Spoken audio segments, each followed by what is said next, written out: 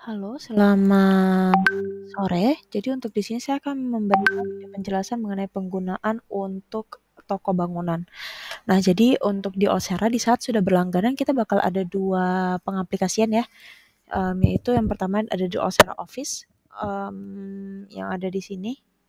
Kalau pakai komputer bisa dari web base olsera.com itu sama, dengan tampilan seperti ini, sedangkan kalau dari tablet atau HP itu akan menggunakan Olsera Office di aplikasi. Nanti bisa download dari Apple Store ataupun Play Store.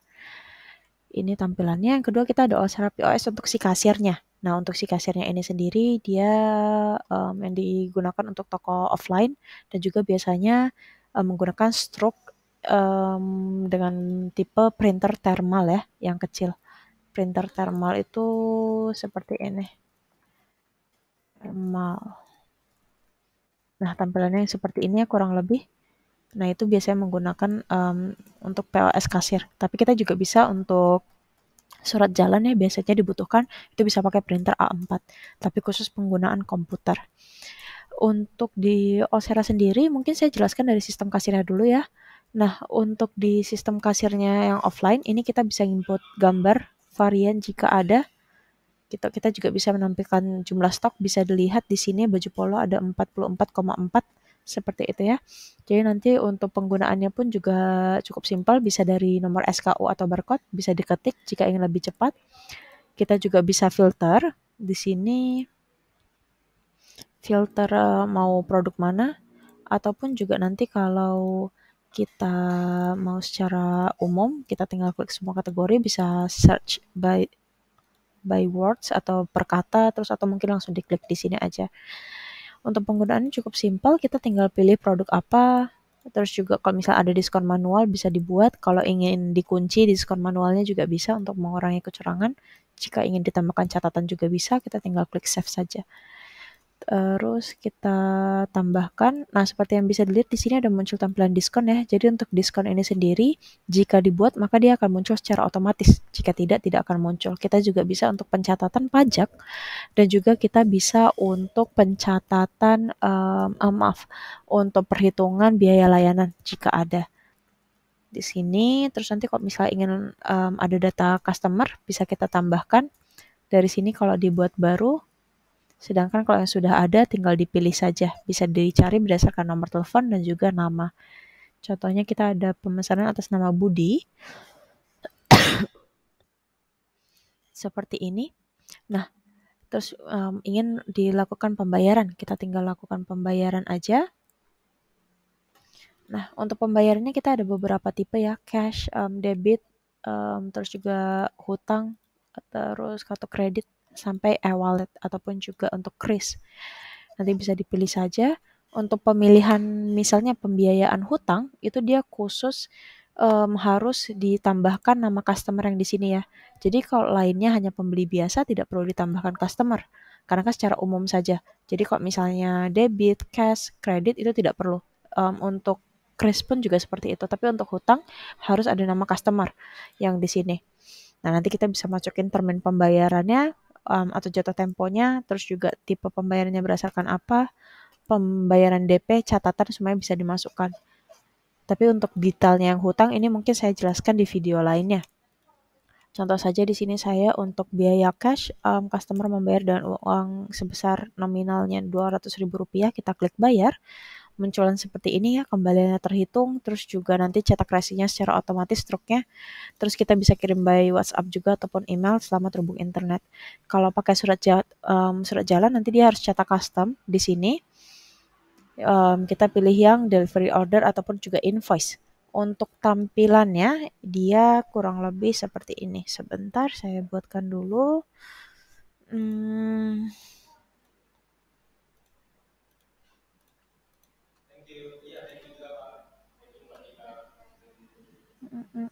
sebentar ya, akan saya kirimkan dulu kepada chat saya.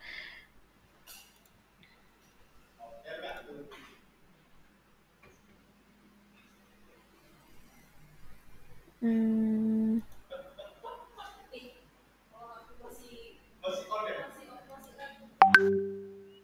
sebentar ya.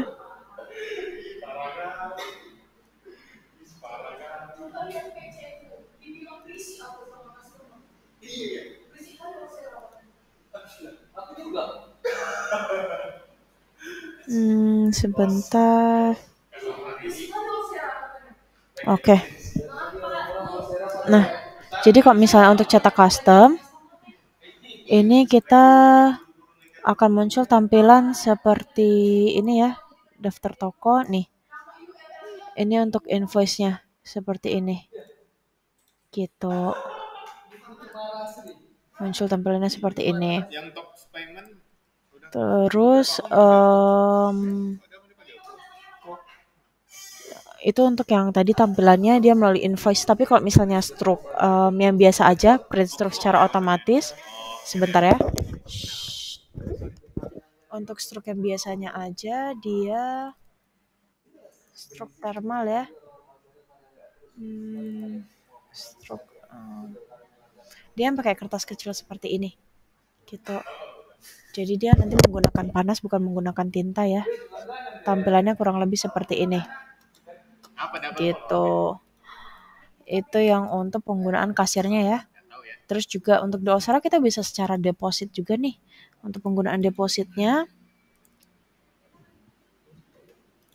itu nanti dari customer mereka bisa memasukkan biaya nominal mereka yang disimpankan di Osera. Nanti misalnya mungkin atas project dengan nominal mungkin mereka nyimpan sebesar 10 juta. Jadi nanti setiap mereka beli itu bakal langsung otomatis berkurang dari deposit. Namun untuk penggunaan deposit misalnya mereka akan mendepositkan 10 juta. Namun yang dibayarkan itu hanya yang dibayarkan kepada merchant atau kepada pemilik usaha itu lebih dari 10 juta ya. Nanti akan ada dikenai biaya admin ataupun biaya charge-nya seperti itu. Itu untuk penggunaannya. Kita juga bisa untuk beberapa fitur ya, pencatatan laporan, shift transaksi absensi yang akan dijelaskan mungkin di video lanjutnya. Terus kita lanjut lagi kepada Osera Office. Untuk Osera Office ini sendiri kita juga ada penginputan produk. Penginputan produk ada 2 cara, cuman untuk menggunakan untuk jenis usaha toko bangunan saya sarankan menggunakan Excel aja. Kita bisa klik yang titik 3 ini hanya bisa dari website ya. Kita klik import produk, habis itu juga untuk download template dia akan muncul tampilan seperti ini.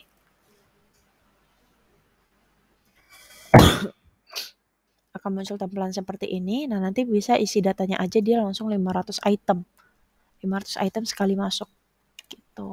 Nanti tinggal upload ke sini aja dia bakal langsung kita bisa lihat. Contohnya di sini ada semen 3 roda. Terus juga untuk kategori, terus untuk quantity stoknya berapa, harga modal, harga jual bakal muncul, SKU juga bakal muncul, jika ada varian juga muncul. Seperti itu. Yang digunakan untuk usaha toko bangunan cukup untuk produk ini aja, sisanya tidak perlu ya. Terus nanti kalau misalnya sudah selesai, kalau ada pengiriman atau delivery, dan juga mungkin ada perhitungan berapa per unit pengukuran, nanti harus ditambahkan di sini pengirimannya, nih harus diaktifkan yang di bagian sini. Tapi kalau jika tidak ada tidak perlu ya. Itu untuk penginputan produknya. Terus juga nanti kalau sudah penginputan produk, nanti bisa langsung ini di refresh ataupun disinkronisasi saja. Itu. Terus kita lanjut lagi kepada inventory. Untuk inventory ini sendiri dia ada beberapa ya, tapi untuk toko bangunan yang paling sering digunakan hanya 2 yaitu stok masuk sama stok keluar. Untuk stok masuk kita contohkan saja di sini ada produk semen. Semen 3 roda. Mungkin kita tambah lagi yang wajib diisi hanya 3 data ya. Mungkin chat aja deh.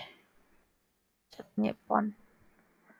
Kategorinya kita masukkan chat, kita masukkan lagi lacak inventory, dan juga kita masukkan varian.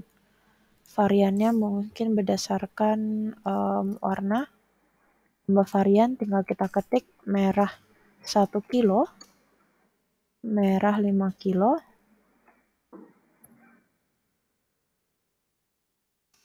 dan selanjutnya. Jika masing-masing memiliki SKU berbeda bisa ditambahkan, ataupun juga harga jual yang berbeda bisa disamakan juga bisa. Pastikan lacak inventory diaktifkan ya untuk usaha toko bangunan. Harga beli berarti harga modal, contoh saja per kilonya mungkin modalnya Rp12.000.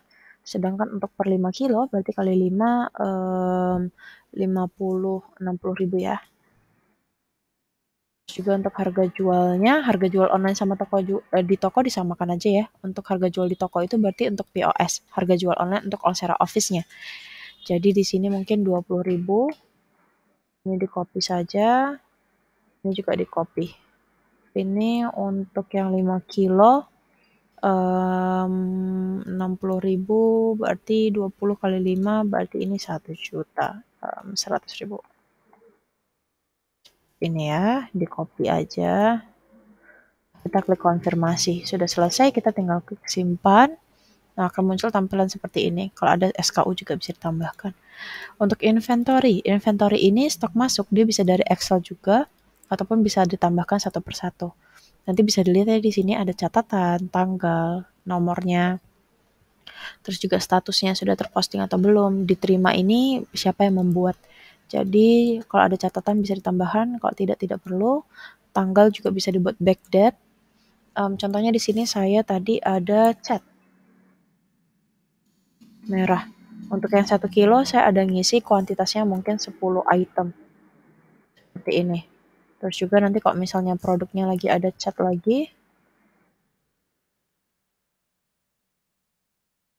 misalnya saya masukin di sini ada 5 item. Nah, langsung terhitung ya. Seperti ini, kita langsung klik posting sekarang supaya terupdate stoknya. Ketika kita klik produk, nah sudah ada angkanya. Jadi pastikan tulisannya tidak unlimited. Kalau unlimited berarti dia tidak ada penghitungan sisa produknya tinggal berapa. Kalau sudah selesai, kita lanjutkan lagi. Itu untuk stok masuk, stok keluar ini dia lebih kepada produk yang expired ataupun yang mau ditransfer.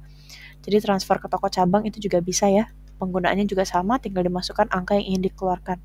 Untuk di Olsera setiap terjual, angka stok akan otomatis berkurang. Jadi pastikan aja kalau misalnya ingin benar-benar terupdate secara real time dihubungkan internet. Namun jika tidak dihubungkan internet tetap bisa melakukan transaksi menggunakan Olsera POS, data akan tersimpan ke perangkat sampai bisa ngeprint stok. Terus sudah stok masuk, stok keluar, kita juga ada pergerakan stok. Tadi ada cat ya, terus juga mungkin kita semen ya tadi. Semen 3 roda ya, mungkin semen 3 roda saya mau keluarkan karena rusak. Barang rusak. Jadi yang barang rusak itu mungkin semennya itu ada 3 kilo. Kita klik tambah. Nah, nanti misalnya kalau di sini udah selesai, kita pastikan posting sekarang. Nah, di pergerakan stok ini kita bisa melihat nih yang per tanggal ini atau per 30. Contohnya di sini kita ingin melihat cat dulu. Nah, ketika kita klik, kita bisa melihat oh ternyata tadi ada stok masuk sebanyak 10 di tanggal 15 Juni jam 5. Seperti itu. Nanti kalau diklik dia akan masuk kepada transaksinya. Kita pergi lagi, contohnya di sini kita masukin semen. Kita klik, pertama kali saya ada masukin 10 stok dan juga saya ada keluarin 3 item. Jadi sisanya 7. Seperti itu. Itu untuk penggunaan pergerakan stok. Terus untuk deposit. Nah, ini deposit yang saya jelaskan tadi. Untuk depositnya nanti bisa ditambahkan saja. Nominal depositnya berapa, namanya apa, terus juga harga jualnya misalnya setiap deposit nominal 10 juta, harga jualnya mungkin 10 juta 100. Diaktifkan atau tidak, berlakunya tampilkan di pos. Ini bisa diaktifkan saja. Ini juga bisa kita buat pengaturannya dulu.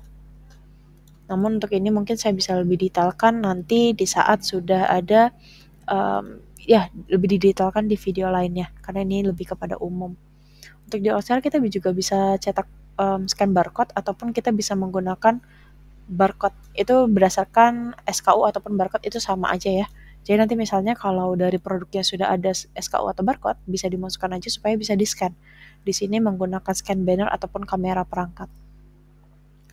Untuk cetak barcode sendiri dia nanti contohnya seperti ini, kita bisa ngeprint sendiri. Seperti ini. Itu untuk barcode, kita lanjutkan kepada diskon. Untuk diskon biasanya dia promonya pembelian, kita ada menawarkan 4 ya. Setiap pembelian gratis potongan harga ataupun gratis produk lainnya. Itu bisa diaturkan. Terus juga nanti kalau secara manual kita bisa input secara di sini diskon pesanan secara massal. Secara akhirnya berapa persen diskon ataupun kode voucher. Terus untuk itu di Olsera kita juga bisa untuk penjualan, misalnya kita ada jualkan kepada biasanya ada proyek-proyek ya untuk toko bangunan.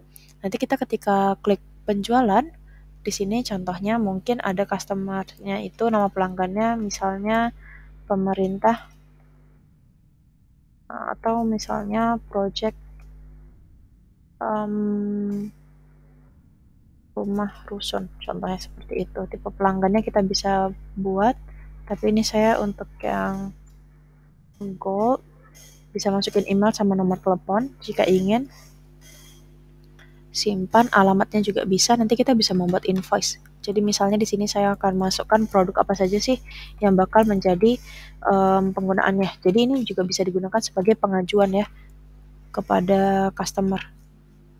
Contohnya mungkin ini hanya satu aja. Terus juga mungkin ada diskon atau enggak, ini aja deh.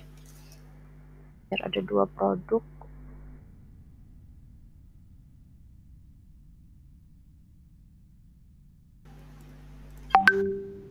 Nih seperti ini.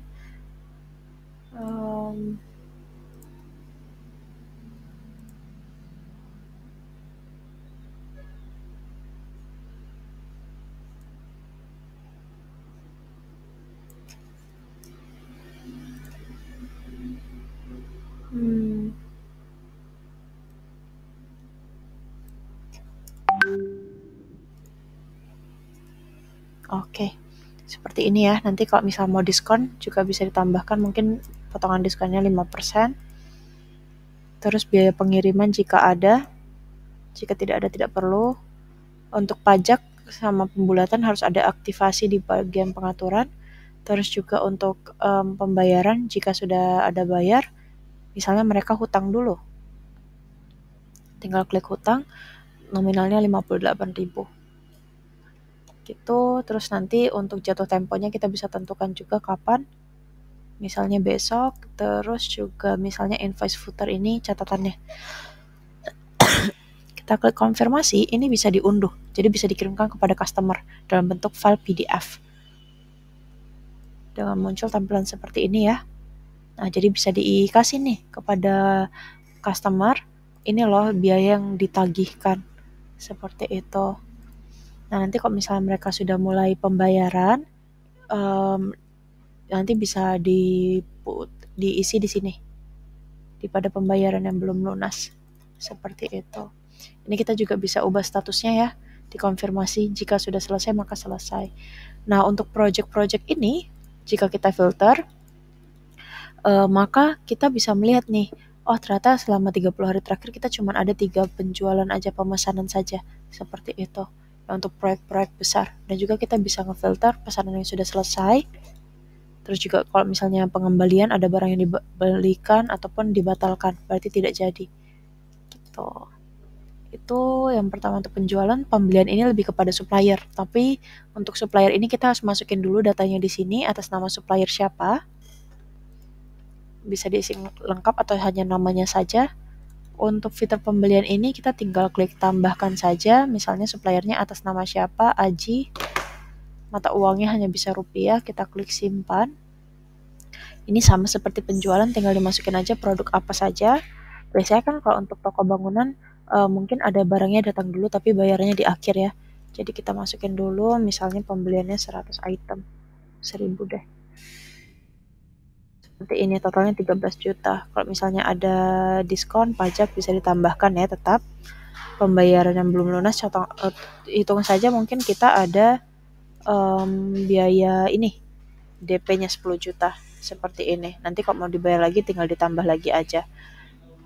Seperti ini, nanti kita ubah statusnya menjadi terkirim. Jadi terkirim ini kita bisa melihat ya statusnya terkirim dan pembayarannya parsial berarti baru setengah. Untuk terkirim ini berarti barangnya sedang dikirimkan. Tapi kalau misalnya sudah langsung selesai atau sudah barangnya diterima, kita ubah diterima, stoknya itu kita pilih. Di sini ya penerimaannya, tanggalnya misalnya diterima hari ini kode nomor terimanya harus dimasukkan bebas, lanjut stoknya harus diaktifkan, kita tinggal klik simpan. bisa dilihat nih nama produknya apa. Ini kita tidak usah diapa-apain, tinggal klik posting sekarang. Itu sama seperti inventory. Jadi kalau misalnya ada dari pembelian, inventorinya tidak usah ditambahkan lagi biar tidak double. Pembelian di sini, nah nanti kalau misalnya seharusnya kan ini masih sisa 3 juta nih, tapi barangnya sudah masuk di sini ya.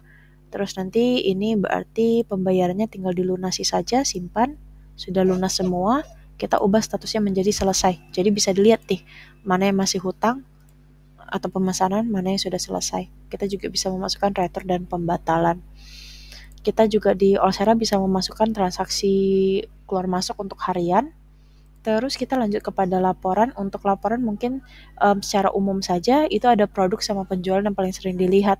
Untuk produk kita bisa lihat berdasarkan kategori, SKU, sisa stok, produk tidak laku sama sekali bakal muncul.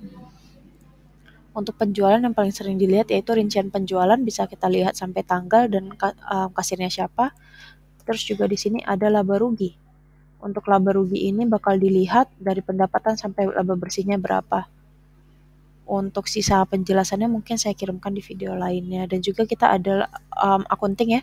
Untuk akunting ini dia sampai untuk laporan neraca tahunan dan tutup buku, aset dan sebagaimananya. Lanjut lagi sampai terakhir mungkin pada pengaturan ya. Untuk pengaturan kita bisa tambahkan staff, toko, penjelasan keterangannya, data, cabang, mata uang juga bisa dimasukkan jika ada. Terus juga nanti kalau mau ada pengaktifan pajak biaya bisa dimasukkan di sini. Jadi mungkin itu penjelasan secara umum untuk si Olsera untuk usaha toko bangunan. Nanti kalau dari customer atau dari kakak ingin ada penjelasan lebih rinci, mungkin bisa menghubungi saya Sonia dari Olsera ataupun tim CS kami. Terima kasih.